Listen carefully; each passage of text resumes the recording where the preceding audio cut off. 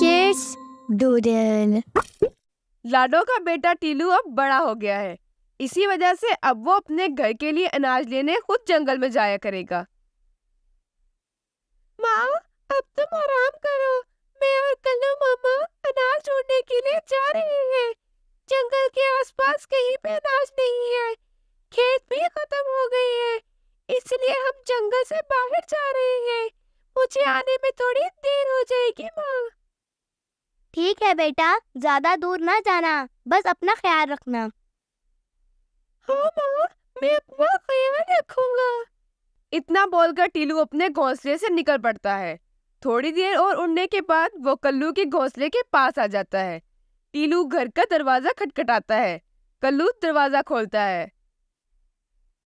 Please हमारे channel को subscribe करें और बेल आइकन को प्रेस करें। लगता है कल्लू मामा, आपका अनाज लेने जाने का कोई इरादा नहीं है, जो अभी तक तैयार नहीं हो।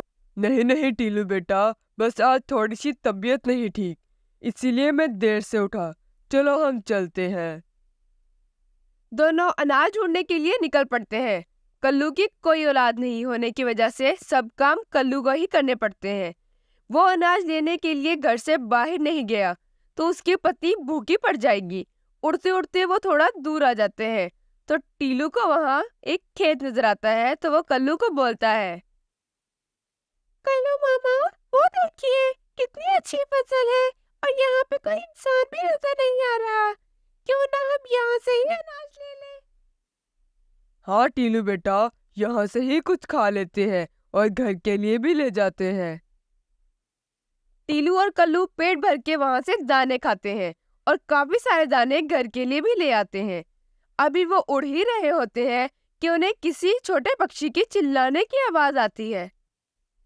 अरे कोई मुझे बचाओ, अरे कोई मुझे बचाओ, मुझे इस पिंजरे से बाहर निकालो, मुझे अपनी मम्मा के पास जाना है। कल्लू मामा, क्या आपने ये आवाज सुनी? लगता है कोई मुसीबत में है। चलिए हम चल के देखते हैं। हाँ हाँ टीलू, चलो चलो। दोनों आवाज की जानिब चल देते हैं। कुछ देर उड़ने के बाद वो एक जगह पहुंचते हैं। वहां एक घर के बाहर एक पिंजरा पड़ा होता है और उसमें एक चिड़िया कैद होती है। दोनों पिंजरे के पास आकर बैठ जाते हैं। तभी कल्लू ने चिड़िया से पूछा, अरे चिड़िया, तुम इस पिंजरे में कैसे बंद हुई? आप दोनों कौन हो? मेरा नाम टीलू है और ये मेरे कल्लू मामा है। हम पास के जंगल से आए हैं। अनाज लेकर घर जा रहे थे, तभी आपके चिल्लाने की आवाज सुनी और यहाँ पर आ गए। अच्छा हुआ आप दोनों यहाँ पर आ गए। मेरा नाम सोनी है और मैं पड़ोस वाले जंगल में अपनी मम्मा के साथ रहती हूँ। 2 दिन में अपने घोंसले से अनाज लेने बाहर आ गई थी। एक शिकारी ने जाल में फंसा लिया और बाजार में इस घर के मालिक को बेच दिया। तब से मैं यहाँ पर बंद हूँ। मेरी माँ अब बूढ़ी हो गई है और मेरे पिताजी भी हमें छोड़कर चले गए हैं। मेरी माँ के अलावा मेरा कोई नहीं है। मैं 2 दिन से इस पिंजरे में बंद हूँ। मेरी घर वाले मेरी राह तक रहे होंगे। अरे ये तो बहुत बुरा हुआ। तुम चिंता नहीं करो, हम तुम्हें इस पिंजरे से बाहर निकाल लेंगे और तुम्हारी माँ के पास ले जाएंगे। कल्लू किसी भी ताले को खोलने में माहिर था। कल्लू ने हेयर क्लिप की मदद से ताले को खोला और चिड़िया को पिंजरे से आजाद कर लिया।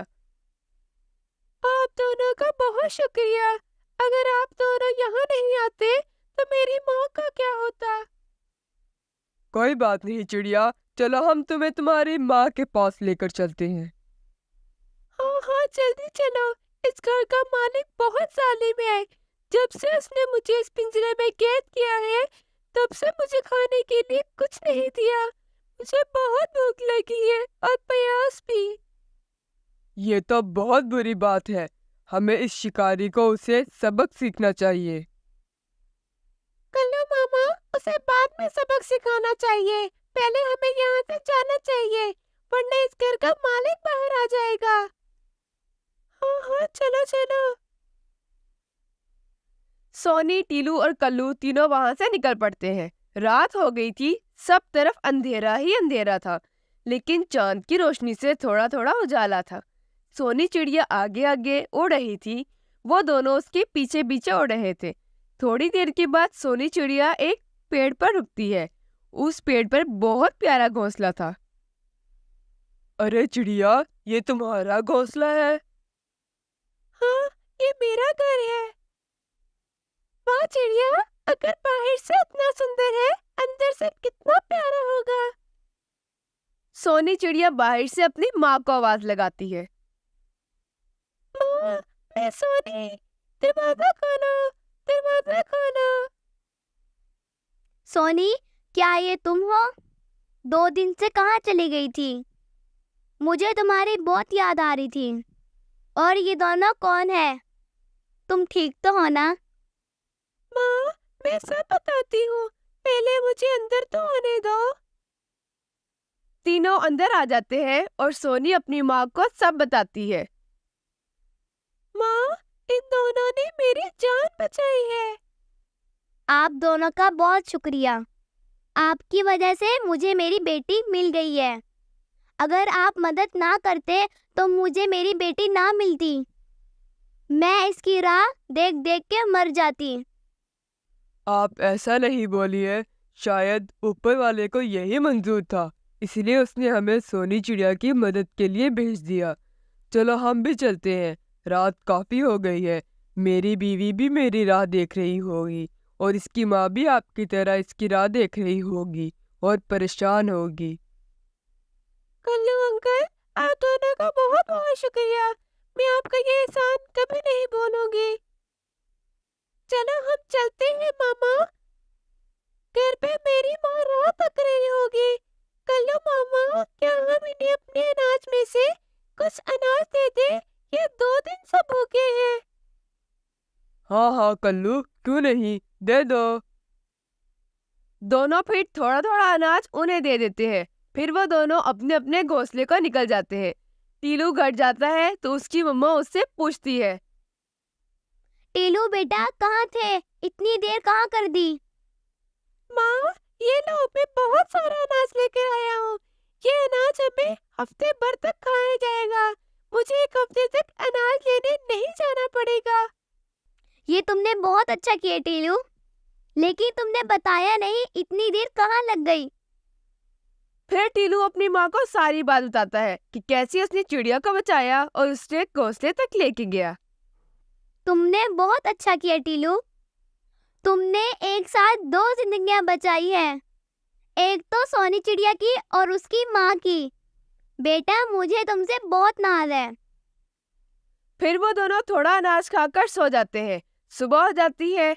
सुबह होते ही कल्लू लाडो चिड़िया के पास आ जाता है। अरे कल्लू भाई, आज सुबह सुबह हमारे घर कैसे आना हुआ? कोई जरूरी बात तो नहीं? जरूरी नहीं, बहुत जरूरी बात है, इसलिए अपनी सुबह की नींद खराब करके तुम्हारे पास आया हूँ। कल हम अनाज लेने बाहर गए तो हमें एक चिड़िया पिंजरे में बंद मिली।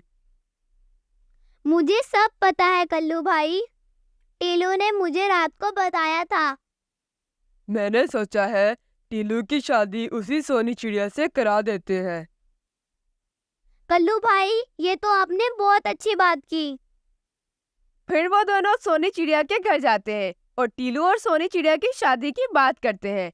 सोनी चिड़िया की माँ शादी के लिए मान जाती है और धूमधाम से शादी करती है। सारे बच्चे बहुत